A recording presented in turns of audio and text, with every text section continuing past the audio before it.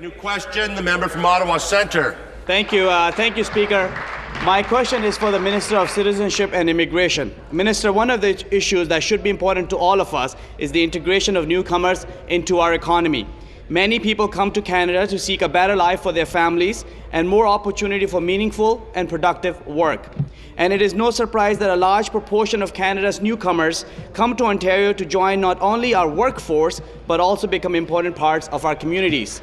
However, just like many Ontarians, many newcomers have found themselves vulnerable as they face the hard realities of this recession. Minister, there is no doubt we deliver much-needed programs and assistance to newcomers. How can we ensure Ontario's immigrants do not fall behind in these critical times?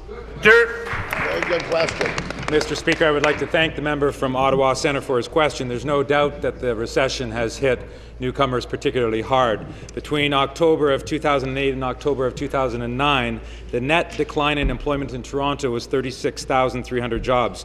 Of those affected, most were recent or very recent newcomers.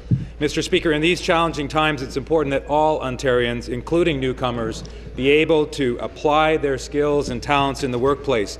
And that's why we continue to work at changing long-standing systemic barriers and provide newcomers with programs like language and bridge training, tailored not only to get them through this hard time, Mr. Speaker, but ready for long-term success. I'm proud to report that since 2003, the McGuinty government has invested more than $700 million in programs and services to help newcomers get settled, job-ready, and licensed to work.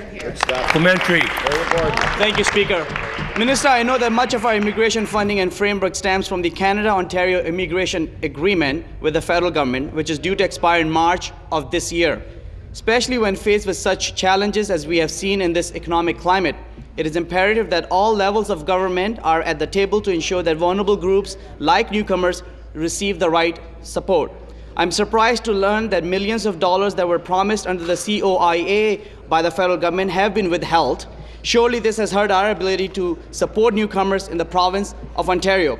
I know that organizations in my riding of Ottawa Centre rely on this funding, like the Catholic Immigration Centre, Ottawa Community Immigrant Services Organization, and the Chinese Canadian Services Agency.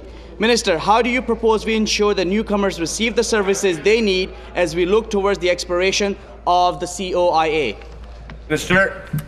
Speaker, the member from Ottawa Centre is correct that in spite of repeated requests from Ontario, the federal government has not lived up to its funding promises.